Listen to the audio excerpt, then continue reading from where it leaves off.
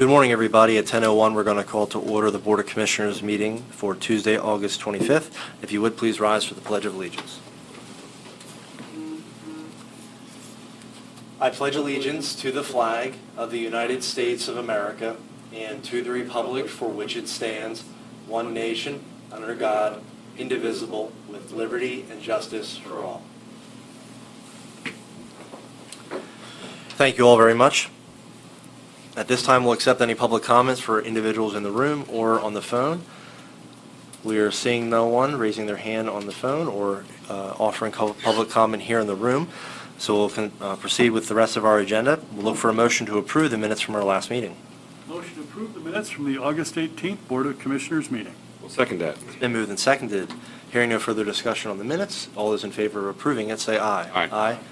Any opposed? Same sign. The motion is carried. Okay. We're going to begin with the County Relief Block Grant conversation. And Margaret, we'll turn it over to you if there's any prelude to this. Thank you. Sure. No prelude this morning, Okay. other than the work continues, and Mary Kay might want to just provide a brief update of where she is in the process. Good morning, everybody. So we are making headway, and a person described this process to me like a construction project. You kind of think everything's going, and we're going to be there, and then there are change orders and other things occur. So what I would say is that we are this close with the small business application. And on Thursday's meeting, I'm hoping that I could have a presentation and show the small business application to the team. And hopefully we will release it. Hopefully, it could be as soon as Friday is what we're getting there, working with the Small Business Development Center as a really great partner, helped us a lot. So we're heading down a very positive path. Once that application is released, there'll be a 14-day window for people in which to complete that. And then at the same time, I just wanted to report that I've been working with Molly Kunkel at the Center Foundation, and we're trying to get the nonprofit application ready to go, as quickly as maybe 2 weeks from now. She is meeting with her team now. So that process, the small business application and the nonprofit application are going to be separate processes, but I'm excited because I think the Center Foundation will do a fine job as a partner with us. So I think the key takeaway I would say is that there's a lot of work, but there's a tremendous amount of cooperation with the teams here and also with within the community, like with Small Business Development Center.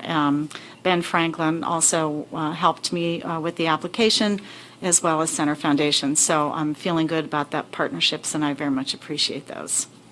Thank you. Thank you, Mary Kay. Thank you very much. Okay. All right.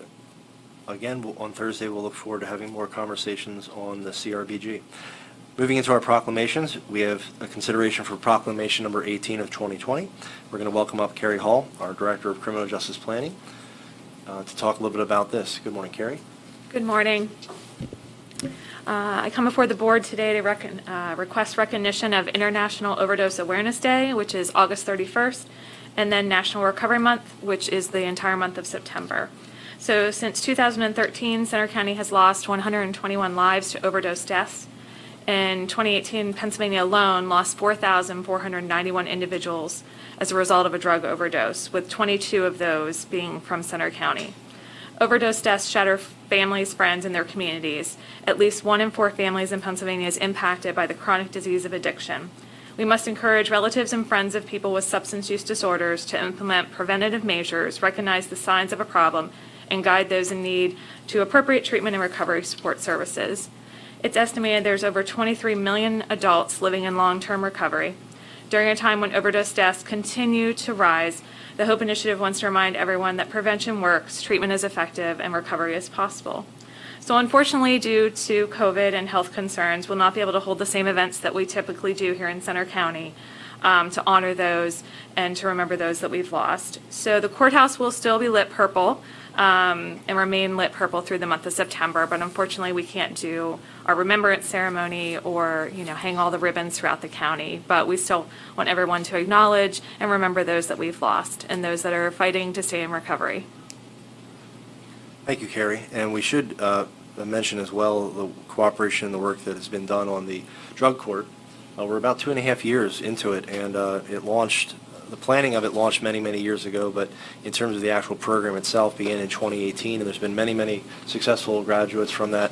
And, we know that that's transitioning into a new phase as well with the pandemic, as everything else has. But still, that is functioning, going well. And, there are programs that are available even during the COVID-19 pandemic that people can access. So again, as Carrie said, recovery is possible. So thank you for all the work you're doing on that, and we're pleased to be able to do this again to raise awareness. But any other comments, thoughts from the board? Okay. All right. Okay. Thank you again, Carrie, very much. We're going to look for a motion then. Okay. Motion to adopt Proclamation number 18 of 2020, proclaiming August 31st as Overdose Awareness Day and the month of September as National Recovery Month. I will second that.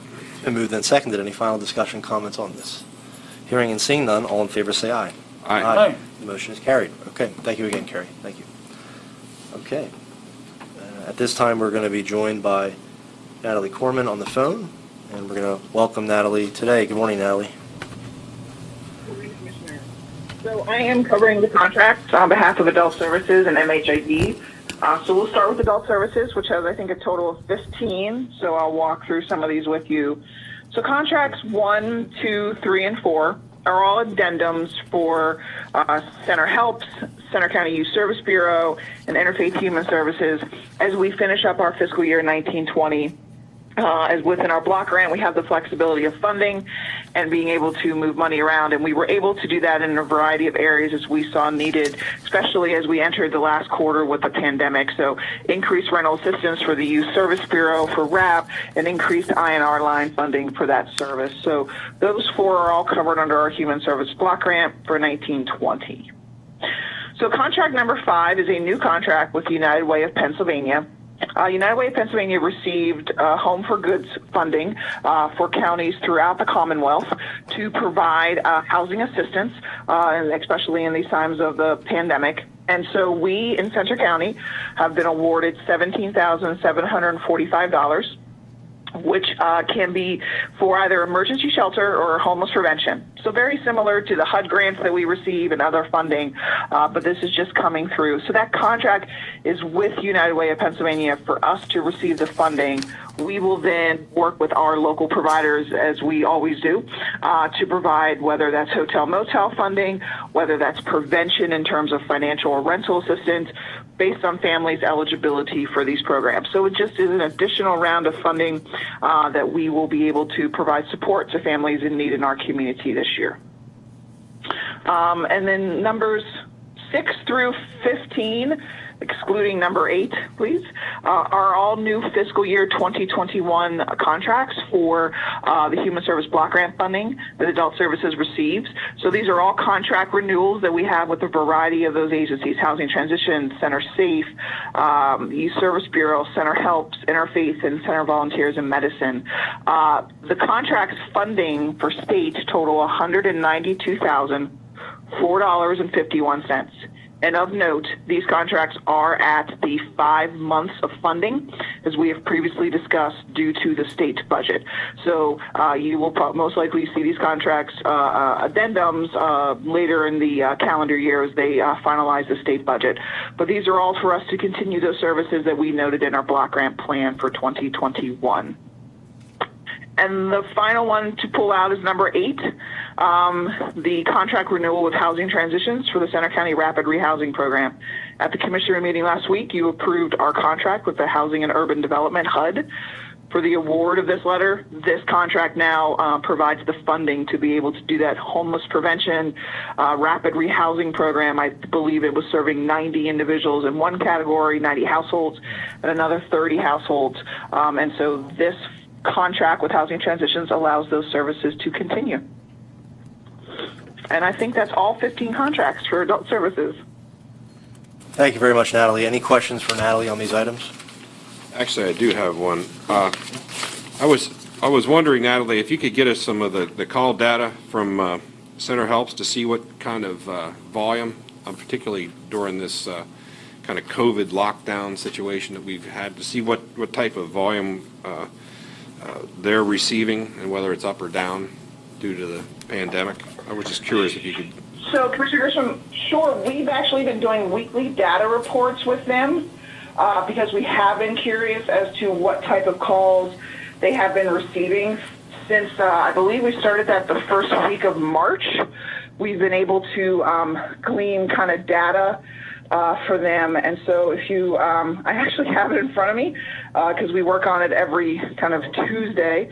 And so they've really, seen kind of their volume when it comes to food assistance was an area that they've really done, I think, about 36, anywhere between 50, over 50% of their calls at one given time would be about food assistance. And then the other very high was housing and mortgage and rent. Those would be the two highest areas that we saw. At one point in July, it was 58% of all of their calls was housing and mortgage assistance. So we really had them track that on a weekly basis because we were curious as to the needs our community were dealing with when it came throughout this pandemic. So we have that tracked and look at it and can share it as well. Okay, thank you for that. Yeah, and Natalie, I very much appreciate those reports. I give them a quick skim at least every week. Very much appreciate it. It's almost like a dashboard to see how things are going from the human services standpoint throughout the entire county. Please keep sending that every week. Sure. All of the human service departments in Center County, as well as we've asked some of our providers, such as Center Help, Center for Community Resources, to give us that data because we do want to know the impact day to day of our life as well as during this. So we have plans to continue that. Yes. Thanks. Thanks, Natalie. Okay. Sure. Thank you. Any other questions for these 15 items? Okay, hearing none. Would there be a motion? Motion to add adult services items 1 through 15 to next week's consent agenda. Second. Been moved and seconded. Any final discussion? Hearing none, seeing none, all in favor say aye. Aye. Aye. Motion is carried. Okay, we're going on to MHIDEI. So our first contract is the Central Intermediate Unit, and this is for early intervention services. As we finished off the last of our fiscal year, any kind of opportunities we have with the CIU to provide training, education opportunities for families, and early intervention services we did, and we were able to increase their funding amount by an additional $10,000. So they were able to receive $20,000 in early intervention funding, with the county share being $2,000 for 2019 through 2020. And then contracts 2, 3, and 4 are renewal contracts that we are doing for fiscal year July 1, 2020 through June 30, 2021. And again, they reflect that reduced amount. Advocacy Alliance does rep payee services, incident management. Marikey is a provider for us for mental health services, especially for family support services and respite. And then Clint Ripka is an emergency contract transportation services for us as well. Okay, thank you very much, Natalie. Any questions, comments on this? Okay, hearing none, would there be a motion? Motion to add MHIDEI items 1 through 4 to next week's consent agenda. It's been moved and seconded. Any final discussion? Hearing none, all in favor say aye. Aye. Aye. The motion is carried. Okay, Natalie, we'll be right back with you, okay? Absolutely, yep. Thank you. All right, at this time, we're going to welcome up Faith Schindler to discuss a grant that the District Attorney's Office has received and will be receiving again. Good morning, Faith. Hi. I am here to ask for approval for the submission of the Rights and Services Act and Victims of Juvenile Offenders grant. This year, well, I'm sorry, it would be for the year of 2021 and 22. The total amount for those 2 years would be $311,090. These grants fund the advocate unit in the district attorney's office. There are 2 full-time advocates. One of the advocates works with juveniles, and basically we administer the Victims' Bill of Rights, which gives victims certain rights. Some being, they have a right to be present during hearings, they have a right to know what's going on, they have a right to give their opinion, write statements. They're also have a right for assistance in writing statements, in filing for victims' compensation assistance. We can accompany them to court, so they're not there alone and by themselves. We explain everything that's happening, answer questions for the victims, the witnesses, and their families. So last year alone, we had nearly 1,200 victims, witnesses, and significant others. And that does not include just calls that we get from the general public, just asking questions about the process, about, can they attend court, can they attend different hearings, things like that. Sometimes they call to ask us to tell them whether something was a crime and should they report it, things like that. And we always refer them to the police jurisdiction, of course, where they live. So, do you have any questions about the grant? Questions? We've seen this before. We're really glad it's funded Yeah. again. Yes. Yeah. And the important work it does. Yes. For your office and the district attorney. So, hearing no further questions, we'd look for a motion. Motion to add I'll just go with the abbreviations, the RASA/VOJO application in next week's consent agenda. I will second that.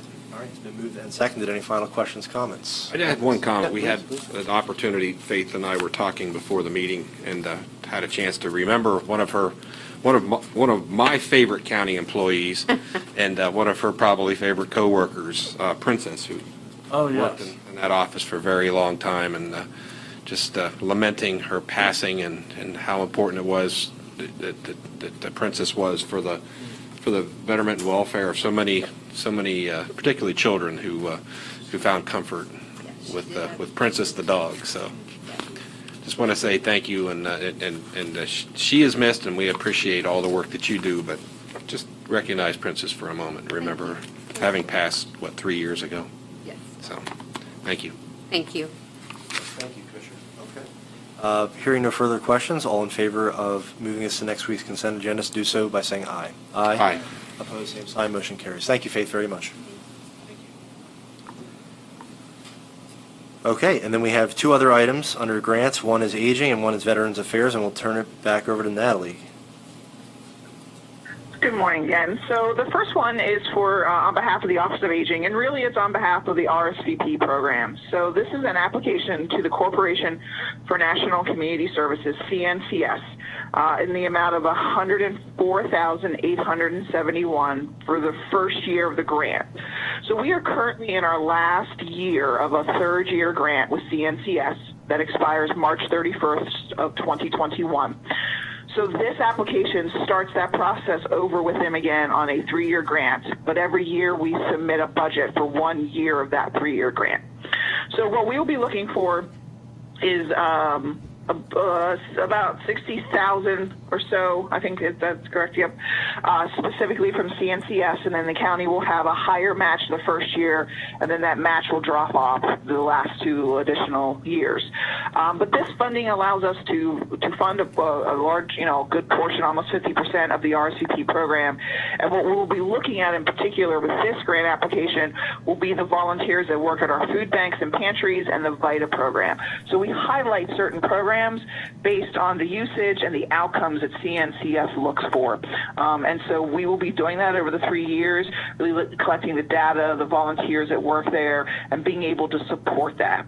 And of note, some of our match that we do is the in-kind that we get for their annual luncheon as well. So it's not always just flat funding from the county. It's also part of the match that we get for our annual luncheons that we attempt to do. We will not be doing this year, but we'll hopefully be doing next year. So this really is an opportunity for us to continue to support the RCP program and all of its efforts from a staffing perspective, as well as to support our partner agencies with this grant application.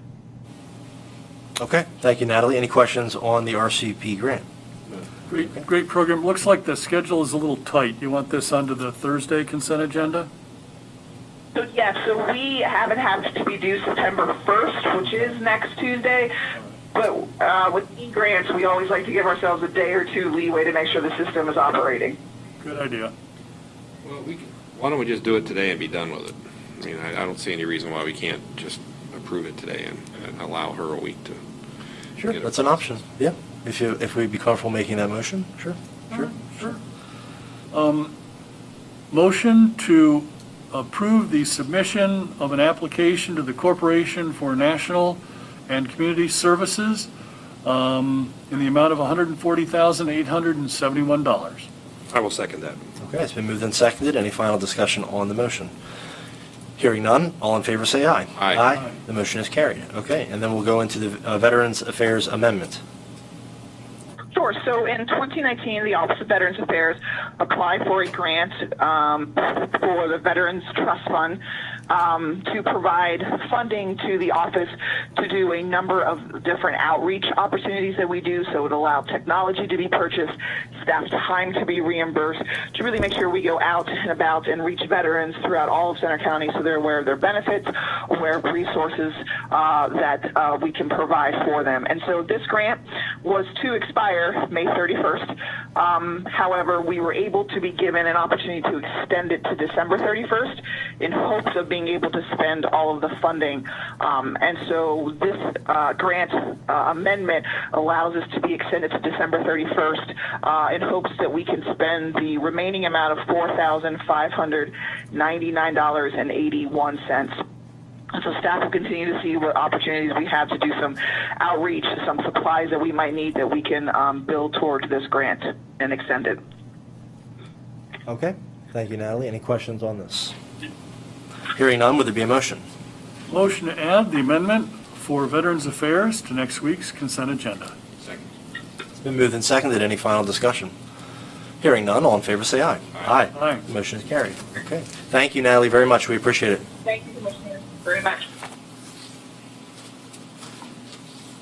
Would there be a motion to approve today's consent agenda? Motion to approve today's consent agenda.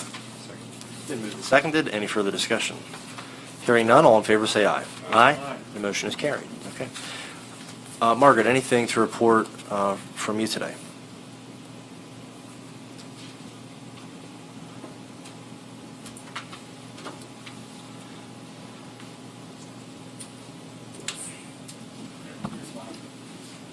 We might have a low battery. It's not a big report. I just Oh, wanted no, to please, yeah. mention today that the to be added to our public meeting schedule under 19 below is that our Center County Government office will be closed on Monday, September the 7th, so that our employees may observe Labor Day. So Okay. it needs to be added. Okay, sounds good. We do want to note Labor Day. We will have that as a holiday. Okay, thank you. Thank you. Yo, Moving into the check run, Commissioner Higgins, we'll turn it to you. sure. It looks like a large check run today of $2,575,951.41, but $2 million of that was a check that went to the money market account, so that was just for cash management purposes. But for the check of the week, I want to highlight a check to Handy Delivery Incorporated for $332.55. Great local business. I believe they're also the local taxi company. Plus, I believe they're also running a parking lot and concierge service by the airport. So very busy entrepreneurial family running those organizations. I'd like to thank them for employing a number of Center County citizens. I would like to make the motion to approve the check run dated August 21st. I will second that. It's been moved and seconded to approve today's check run. Any further discussion on it? Hearing none, all in favor say aye. Aye. Aye. The motion is carried. Okay. And we'll turn over to Commissioner Dershowitz for voter registration. All right, this morning we have 108,871 registered voters. That's up 56 from last report. We have 45,912 Democratic registrants, 146 Green Party, 678 Libertarian, 14,659 no affiliation, and 42,993 Republican voters. That leaves 4,483 of the all other category. And I'd like to highlight one of those parties today, which I don't necessarily agree with their political philosophy, but it is the Do Not Vote Party.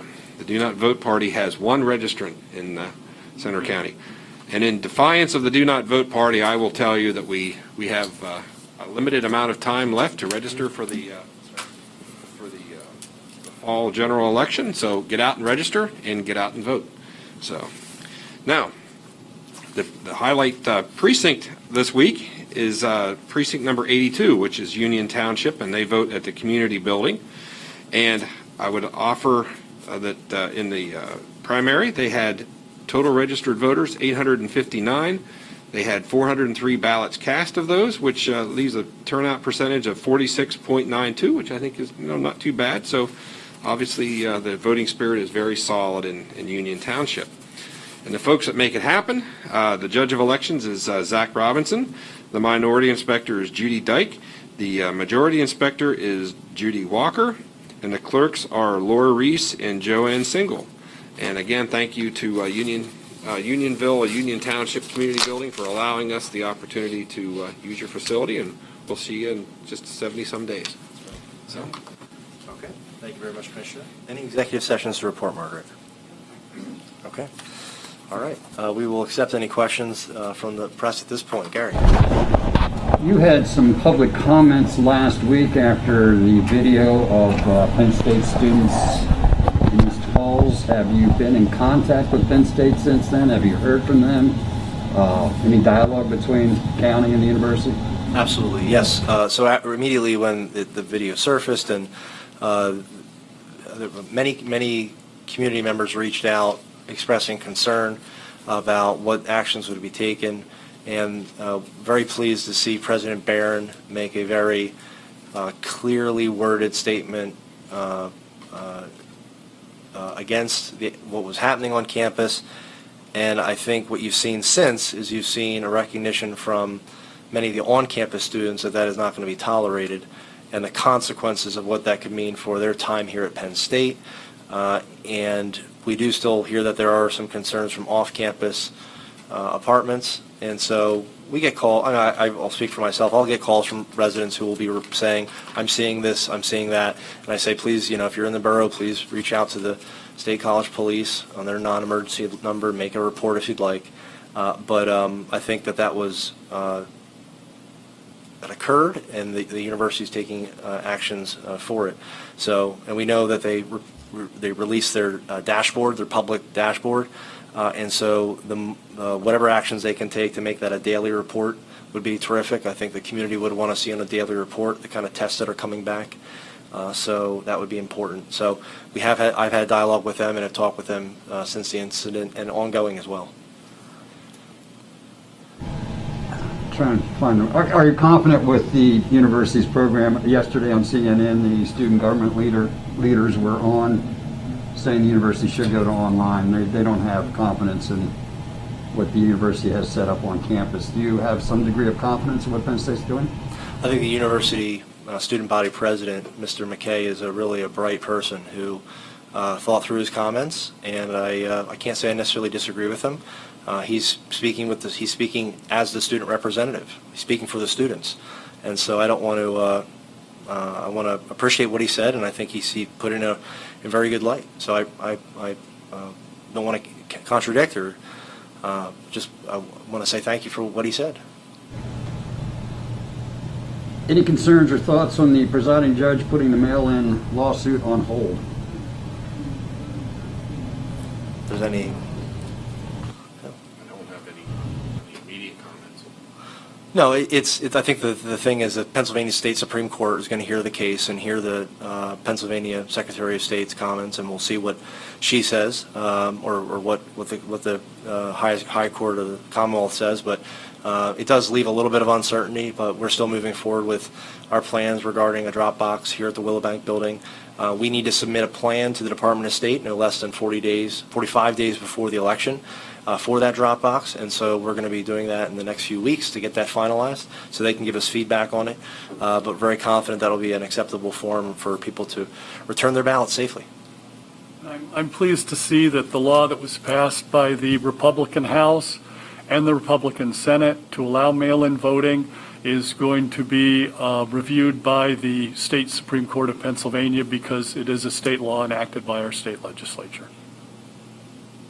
Steve, are you still seeking volunteers? And I ask because then people say, well, geez, there's so much mail-in voting, but by law, you've got to have every polling place open, right? Whether one person shows Right. up or Right. Now, we will, as we did in the fall, we will consolidate a number of the precincts. I don't see that being a big issue. I think we're only going to consolidate a handful of them.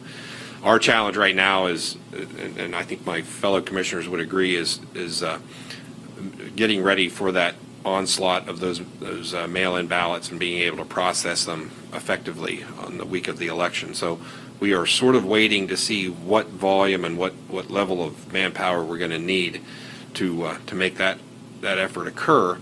But it looks to me that probably upwards of maybe 100 people.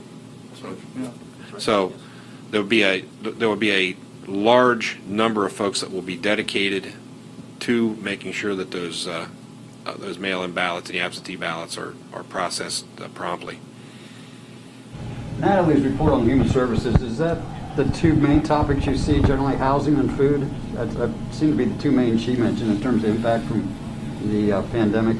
Yes, that's absolutely right. Yes, correct. Yeah, most of the other areas of the report are, random variability that you would see from week to week. And she said you're on a 5-month budget because it's a state budget, right? And then That's correct. Yeah, we can only per the contract, we can only guarantee if there's availability of funding. I think we're confident that there will be some sort of resolution to the other 7 months, but from a provider standpoint, they need to know they're guaranteed through the end of November, but there may be some, some delay in December depending what the budget situation looks like.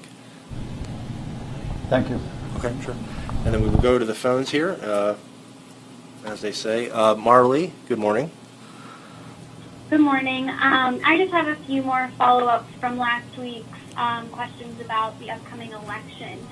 The first being, does Center County have a time frame for when applicants who wanted to vote by mail will receive their ballots?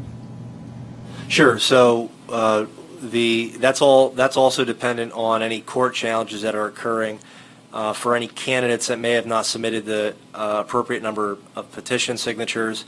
And so once those resolve themselves in the courts in Harrisburg, we will get an okay from the Department of State, and then we will print them ASAP. Historically speaking, that has occurred in late September, early October of a presidential year. So we're hopeful that about 30 some days before the election, ballots will be ready to be printed and sent out to individuals. We're also, we have roughly about 20,000 requests so far for vote by mail ballots as we come into the general election. That number is going to increase. But essentially what we're going to do is once the ballots are okay to be printed, we're going to take that list and we're going to send those ballots to individuals. So there's going to be a big wave of any ballot requests. So again, we're encouraging people, please request it now. The sooner you request it, the sooner you're going to receive it. And then just secondly, obviously this might change in whatever plan the county submits for the drop box, if that's still permitted to be used. But how often do you expect it to be emptied? Sure. So per the Department of State guidelines that were released last week, they must be emptied no less than 24 hours, every 24 hours. So every day on a Monday through Friday, they must be emptied.